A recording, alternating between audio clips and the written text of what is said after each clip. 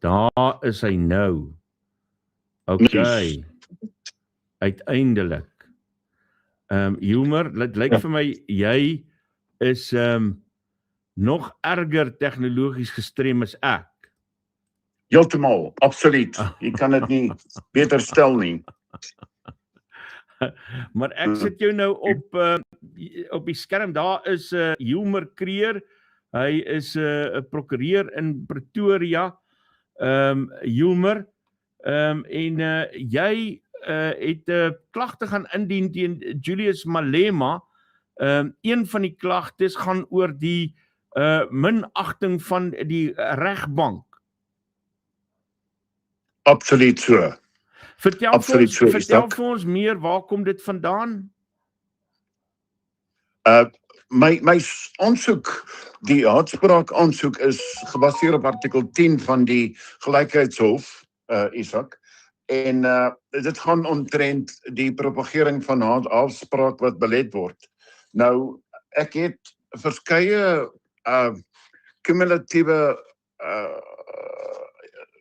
simbole en optredes geïdentifiseer in my aansoek, wat alles daarop dui, wat alles op haatspraak dui. Nou, my een element was toe die aanval op die Landros. Nou, as ons net kyk na hierdie saak omtrent die vuurwapen episode, dan kan ek sien dat daar 'n aanslag is, en as ons kyk na die blote afvuur van 'n wapen by so 'n samekoms van die EFF ondersteuners, dui dit op 'n stryd, die aftrek van 'n vuurwapen. Dit is simbolies van iets. Dan kom ons by die vuurwapen self, wat dan sy afvuur wat onwettig was, en dan kom ons nou by die hof. Dit is nou so dat die Landros Afrikaans is, en dit het natuurlik nou in Malema se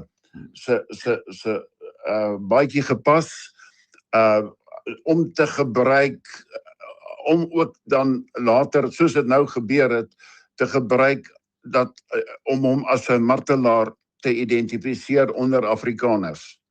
Humor, ek wil jou gou vra voordat ons aangaan, wil jy nie net jou foon daar op die blad voor jou neersit, jy kan hom teen 'n koppie of iets sit, dat hy net bestendig bly? Sekerlik, ek het dit nou. Dankie, ek het dit nou so gedoen, dankie. Dan kom ons nou by die aanslag op die Landros.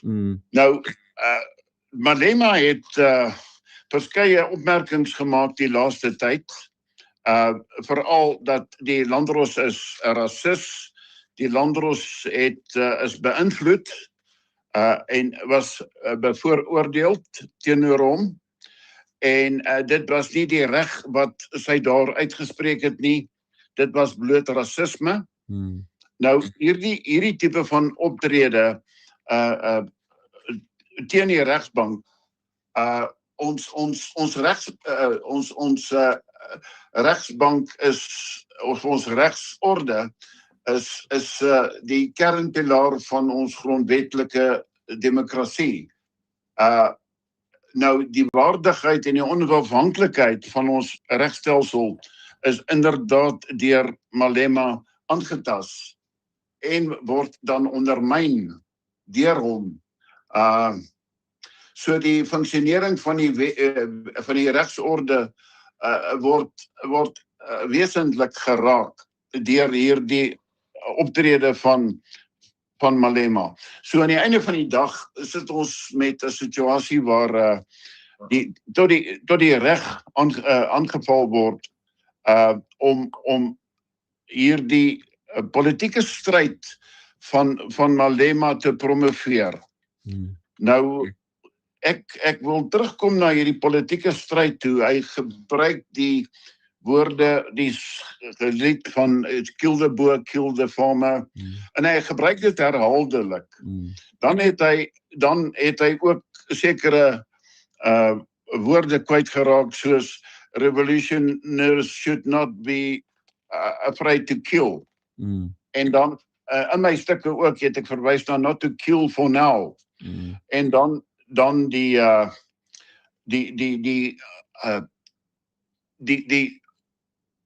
optrede en die kus van die kartonkus wat hulle ook gebruik het en vertoon het met die Landdrosp se foto daarop. Daardie is erge aantasting van die integriteit van die Landdrosp en haar menswaardigheid en haar lewe as sodanig. Daardie wys inderdaad op 'n geweldige sterk aanslag teen ons regsorde onder Afrikaanse mense. Nou daarenteen verder is daar ook die media wat ons nie heeltemal goedgesind is nie. Dit is duidelik dat wat die media betref die publisiteit wat nasionaal gegee word op Malema se saak is selektief in sy guns. Dit lyk duidelik vir my dat die politieke elite beskerm word. Dat die politieke elite waarvan Malema deel is, beskerm word en dat hy met 'n sagte hand hanteer word en dan daarteenoor alles wat Afrikaans is, moet afgekraak word en aangevat word. Ek weet, ek kan sien daar is een onderliggende doel van Malema se kant af om stelselmatig dan die regsorde te gebruik om dan die aanval te doen op die Afrikaner en baie spesifiek uiteindelik om by die grondkwessie uit te kom. Want die EFF, hulle hoofelement is om dat die grond se besit herstel word. Ek is natuurlik van mening dat daar geen grondbesit ontneem is nie en dat dit 'n valse narratief is. Maar terug te kom, die regsorde word aangeval en die regsorde is een van die pilare van ons demokrasie. En dit word aangetast en dit verswak die regsorde oor die algemeen in die land. Ons sit reeds met soveel korrupsie ook in die regssysteem. En dit veroorsaak verder die verswakking van die regssysteem. Mense wat howe toe gaan, daar's uitsprake en dit word betwyfel en die korrektheid daarvan word betwyfel ensovoorts. Nou, in die geval van Malema is daar inderdaad sy geleentheid om te appeleer wat hy dan doen en dat ander howe tot ander besluite mag kom. So daardie pad is oop vir hom ensovoorts, maar terug te kom om die Landdrosp en die stelsel so erg aan te val soos wat hy gedoen het, is eintlik is baie swak van hom. Ek sien dit as 'n swak element. Hilmer, is daar regtensbeletsels teen die soort taal wat hy byvoorbeeld teen Toinette Olivier en die staatsaanklaer gebruik het? Daar is in die Landdrosp-wet is daar spesifiek voorsiening dat waar daar minagtend teenoor hierdie amptenare opgetree word, daar teen hulle opgetree kan word. En ek het iewers gelees dat dat daar inderdaad besig dat die NPA inderdaad besig is met 'n saak teen Malema gegrond op die feit dat 'n Landdrosp en 'n aanklaer se posisies aangevat en geminag word en belaster word. So ek verwag daar verdere optrede teen Malema. Ek is van mening dat nou met hierdie skuldigbevinding behoort die verdere aksies teen Malema te begin inkom. Tot waar sodat hy uiteindelik op sy plek gesit kan word. tot waar strek minagting? Is dit net iets tot binne in die hofsaal en buite die hofsaal is die grense verby of is dit strek dit verder as dit? Nee, ek het geen twyfel dat dit buite die hof ook strek nie. Dit is so dat binne die hof die amptenare aangespreek kan belaster kan word en dat daar dadelik dan sumier teen hulle opgetree kan word.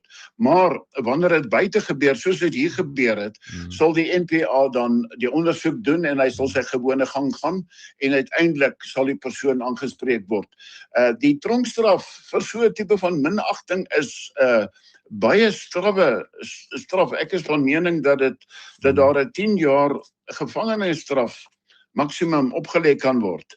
So die reg beskou die aantasting van die regsamptenaar in 'n baie ernstige lig.